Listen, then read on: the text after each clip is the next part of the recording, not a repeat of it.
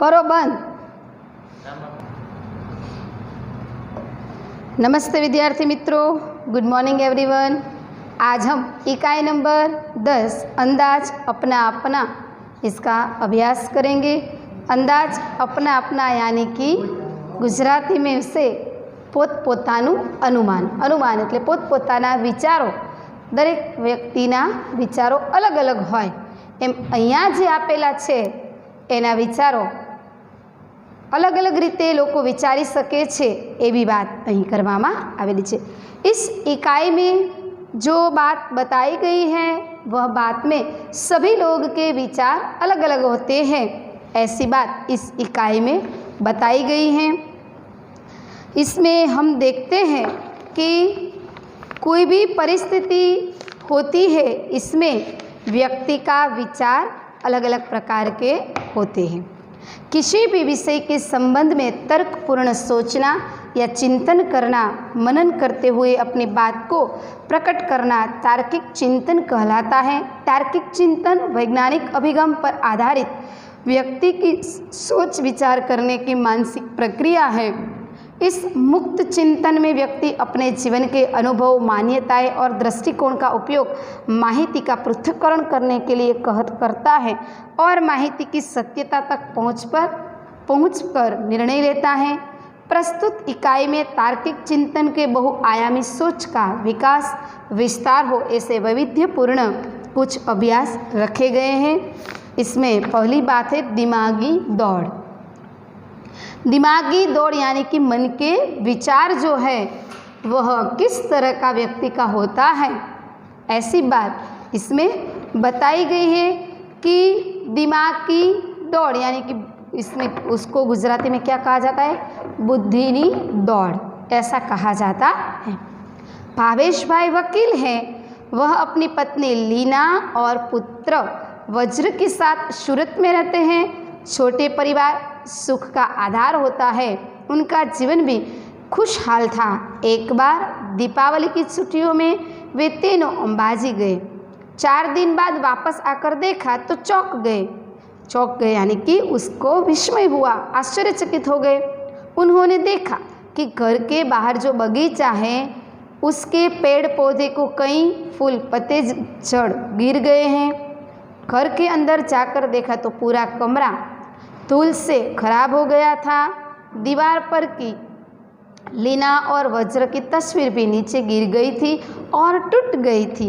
यहाँ पर एक बात बताई है कि ऐसी ऐसी घटना हुई, तो ऐसा कहा जाता है कि नन्हे ऐसी ऐसी घटना हुई तो अब हमें उसके जो घटना बनी हुई है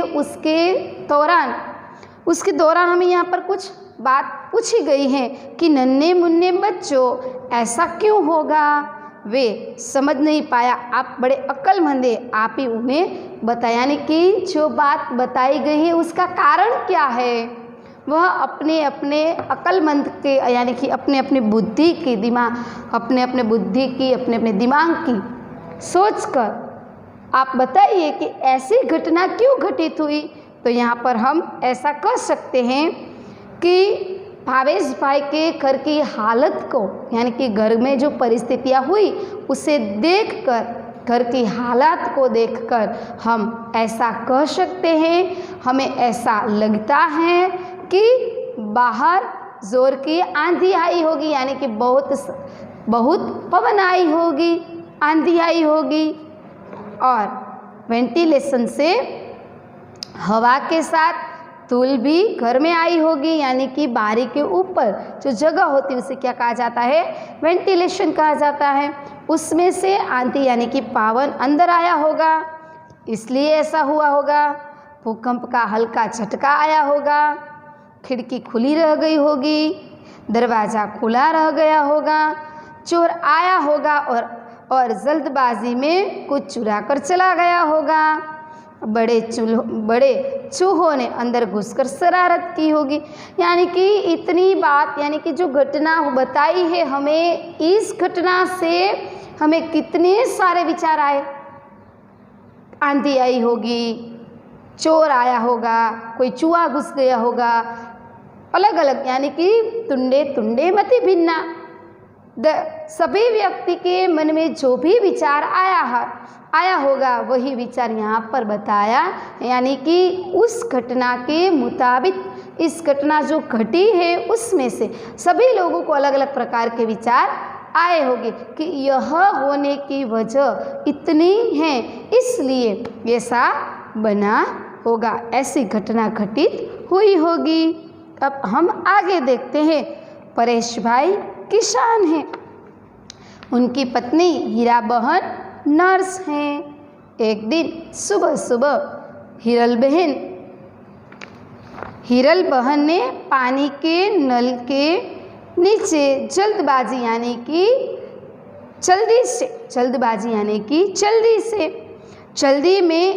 कि जल्दबाजी में एक मटका रखा, मटका यानी कि पानी की मटकी रखी। बाद में नल चालू किया और रसोई घर में चाय बनाने चली गई। चाय बनाने के बाद जब वापस आकर देखा तो मटका खाली था, उसमें पानी नहीं था। हिरल बहन अपने आप हंसने लगी। मेरे समझदार दोस्त, अब आप ही बताइए कि ऐसा क्यों हुआ होगा? क्यों ऐसा हुआ कि मटका नीचे रखा पानी का और पानी नल चालू किया और नीचे उसके नीचे मटका रखा तो पानी मटके में नहीं है, मटका कैसा है? खाली है। तो समझदार दोस्त बताइए ऐसा क्यों हुआ होगा? तो मेरे समझदार दोस्त, अब आप ही बताइए कि ऐसा क्यों हुआ होगा? तो हिरल बहन के मटके में पानी नहीं आया। क्यों नहीं आया? सभी अलग अलग विचार उसमें प्रस्तुत किए गए हैं कि उसी कारण पानी नहीं आया होगा, कोई कहता है उसी कारण पानी नहीं आया होगा। तो अब हम देखते हैं कि कौन कौन से ऐसे कारण हैं कि इसमें पानी नहीं आया होगा। तो पहला कारण क्या है? हिरल बहन के मटके में पानी नहीं आया क्योंकि क्या हुआ? क्योंकि नल में पानी बंद हो गया होगा। मटके में दरारें होगी, दरारें यानी कि गुजराती में उसे तिराड़ कहते हैं। मटके में दरार होगी, उसकी वजह से भी पानी मटके में नहीं आया होगा। मटके के पैदे में छेद होगा, यानी कि मटके के नीचे छेद, यानी कि मटका में गुजराती में क्या कहा जाता है? काणું કહીએ છીએ આપણે। માટલાની નીચે કાણું પડી ગયું હોય તો પણ પાણી નીકળી જાય।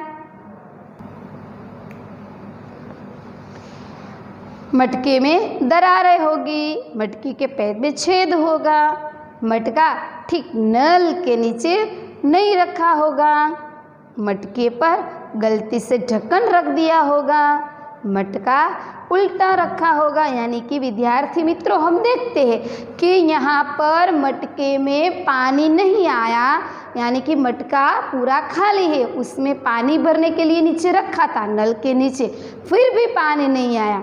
तो क्यों पानी नहीं आया? इसके उत्तर में हम कितना सोच सकते हैं।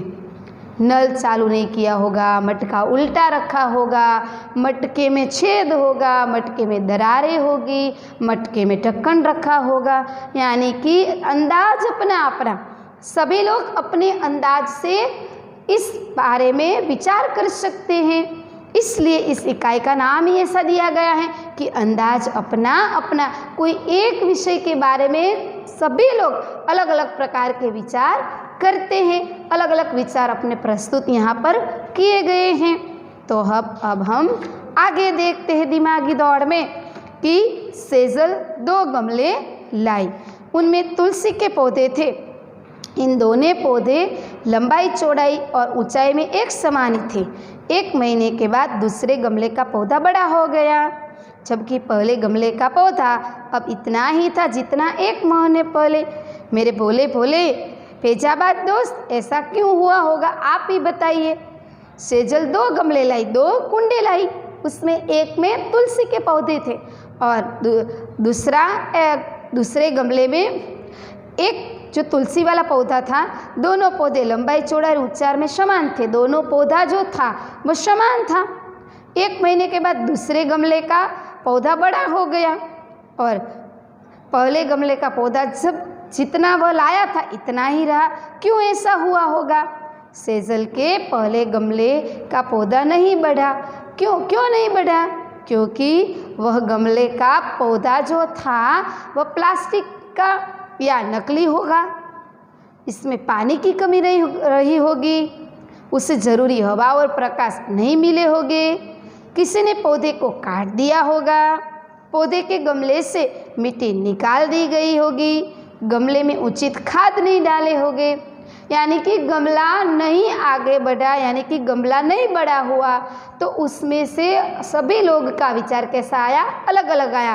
किसी ने कहा वह नकली होगा, पानी की कमी रह गई होगी, प्रकाश ज़रूरी नहीं मिला होगा, मिट्टी निकाल दी होगी, यानी कि सभी लोगों के इसके प्रति विचार कैसे होते हैं? अलग अलग विचार होते हैं। अब हम आगे देखते हैं कि तर्क की लगाम कल्पना के घोड़े।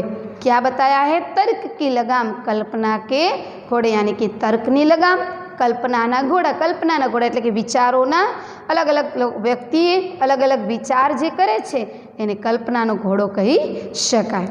हम देखते हैं, आप साइकिल पर स्कूल जा रहे हैं, रास्ते में देखा तो एक आदमी हाथ हिलाकर आपको रुकने का इशारा कर रहा था। आप रुके, उसने कहा कि बगल वाले गांव में मेरा जाना ज़रूरी है। आपने उस आदमी को साइकिल पर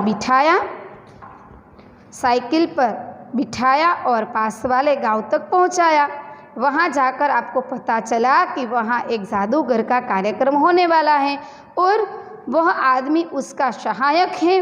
उस आदमी ने आपको जादू के खेल देखने का अनुरोध किया, पर पाठशाला पहुंचने में देरी हो जाएगी, यह सोचकर आपने मना कर दिया। उस आदमी ने सारी बात जादूगर को बताई। जादूगर ने खुश होकर आपको एक करामाती चश्मे दिए और कहा कि इसे पहनने से तुम सबको देख पाओगे और कुछ भी कर पाओगे, तुम्हें कोई देख नहीं पाएगा, इसका असर 1 हफ्ते तक रहेगा। आप चश्मा लेकर वापस अपने गांव की पाठशाला में आए, वहां से घर गए। दूसरे रोज नहा धोकर आईने के सामने चश्मे पहने, आईने में देखा तो सचमुच आप गायब हो चुके थे। अब आप हमें बताइए कि आप कहाँ कहाँ जाएंगे और क्या क्या करेंगे, यानी कि जो चश्मा आपको मिला है वह पहनकर आप कहाँ कहाँ जाएंगे और जादुई चश्मे में आप क्या क्या देखेंगे, ऐसा बताया गया है। तो आप हमें बताइए कि आप कहाँ कहाँ जाएंगे और क्या क्या करेंगे। वह चश्मा, जादुई चश्मा पहनकर आप क्या क्या करेंगे? तो जादुई चश्मा पहनकर मैं हलवाई की दुकान में जाकर मनचाही मिठाई खाऊंगा, मुफ्त में फिल्म या नाटक देख जाऊंगा, मुफ्त में जादू के खेल देखने के लिए जाऊंगा, फुलवारी से फूल तोड़ लाऊंगा, पेड़ पर बैठकर फल तोड़ तोड़ कर खाऊंगा, पड़ोसी के घर की चीज़ें इधर से उधर रखकर उठाऊंगा, उन्हें अस्त व्यस्त कर डालूंगा। तो वहाँ पर ऐसा कहा है कि जो चश्मा है, जादुई चश्मा, वह आपको मिल जाए तो आप क्या क्या कर सकते हैं। आप जादुई चश्मा आपके पास आ जाए तो आप उसका उपयोग किस तरह करेंगे, ऐसी बात हमें यहाँ पर बताई। तो कहीं कहीं अलग अलग दिया उसका तरीका कि मैं वह लेकर ऐसा करूँगा, चश्मा पहनकर मैं फुलवारी के फूल तोड़ लाऊंगा, चश्मा पहनकर मैं पेड़ को उठाकर यहाँ से यहाँ पर रख दूँगा, पड़ोसी के घर जाकर कई चीज़ें यहाँ से उधर, उधर से इधर कर रख डालूँगा। अब आगे देखते हैं। पूरे दिन की पढ़ाई और खेल कूद के बाद रात को आपकी आँख लग गई। आँख लग जाना यानी कि नींद आ जाना। आपको नींद आ गई। नींद में आपने एक सपना देखा। आप घूमते घूमते बहुत दूर निकल गए। आप नदी पहाड़ों के अद्भुत सौंदर्य में लीन हो गए। आपको पता भी न चला और आप चलते चलते जंगल में पहुंच गए। यकायक आपके सामने एक शेर आ गया। शेर को देखकर आपको होश आया। आप घबरा गए, मारे डर के आंखें बंद, घबरा गए, उसके मारे डर के आंखें बंद कर दी। आपने ईश्वर को याद किया और कहा, काश मेरे पास पंछी की तरह पाँख होते तो। तभी चमत्कार हुआ और आपके हाथ की जगह पंख उग आए। आप उड़कर वापस घर आए। आप बड़े खुश थे, जान भी बची और पंख भी मिल गई। सपना टूटा, आपने नींद से आंखें खोली। आपने पाया कि आपको हकीकत में हाथों की जगह पंख मिल गए हैं। मेरे परिंदे दोस्त, परिंदे यानी कि पंख वाले दोस्त, अब बताइए कि आप कहाँ कहाँ जाएंगे और क्या क्या देखेंगे। ऐसी चीज़ आपको पंख मिल जाते तो आप क्या करते? तो उड़ने के लिए जो पंख मिल जाते, हमें उड़ने के लिए पंख मिल जाने पर हम क्या करते?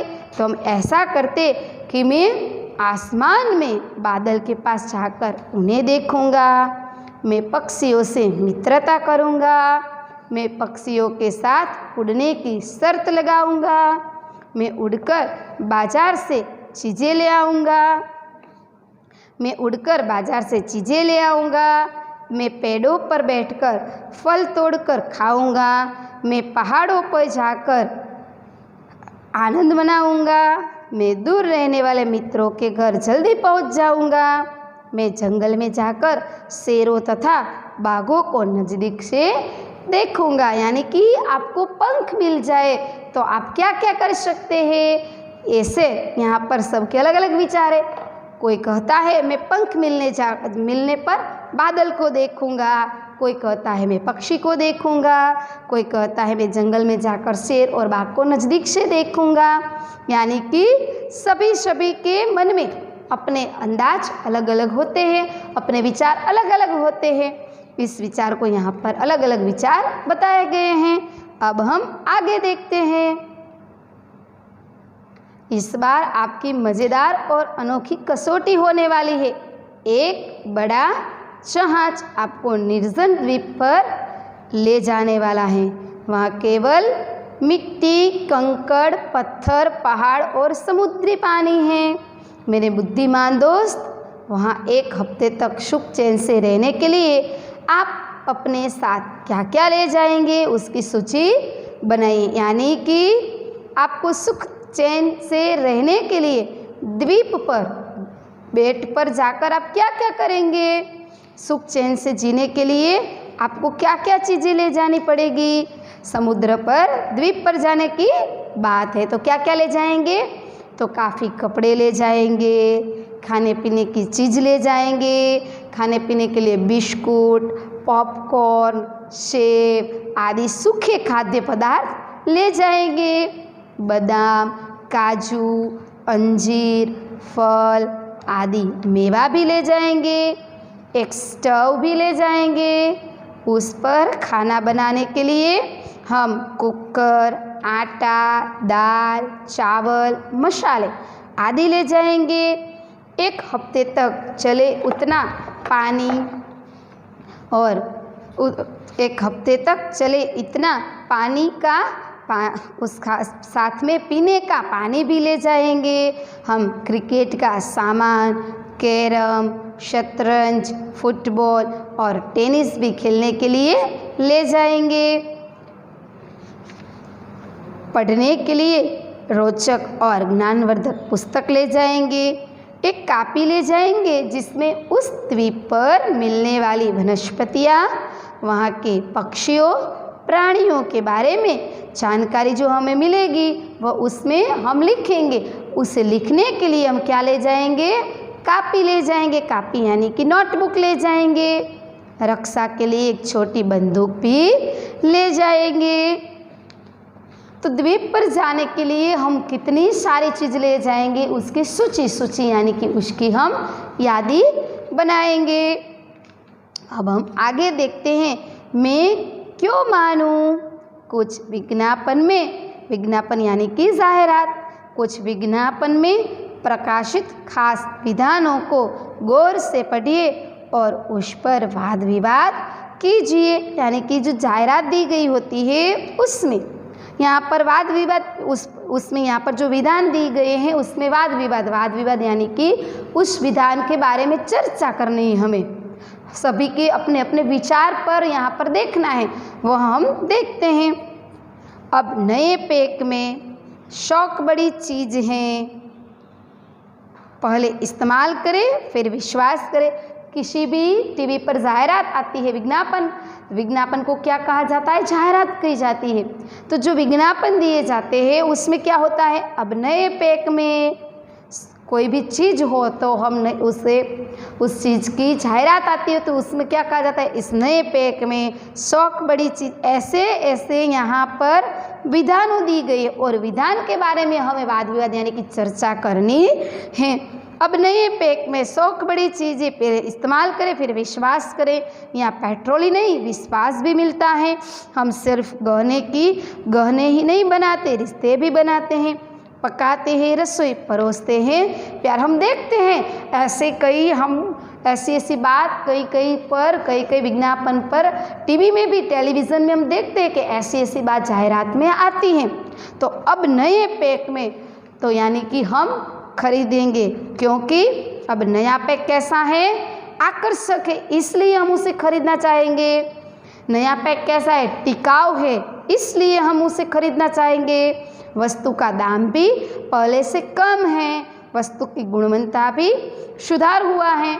ऐसे विज्ञापन में कहा जाता है अब नए पैक में, तो नए पैक में ऐसी चीज़ रखी, कोई खाने की चीज़ जिसमें डाली है, तो नए पैक में ऐसी जाहिरात, ऐसा विज्ञापन देते तो उस विज्ञापन में नए पैक यानी कि कितनी बात, उस नए पैक के लिए कितने सारे वाद विवाद हुए। क्यों नए पैक में? तो केवल आकर्षक है, टिकाऊ है, पहले से दाम भी सुधरे, पहले से दाम कम है, उसकी गुणवत्ता भी सुधार में है। अब दूसरी बात है कि कोई भी चीज़ में जब विज्ञापन में कहते कि शौक बड़ी चीज़ है, हमारा शौक ऐसा होता है तो भी हम वो वस्तु लेते हैं। तो शौक बड़ी चीज़ है यानी कि मुझे अच्छे खाने कपड़े पहनने का शौक़ है, खेलने का शौक़ है।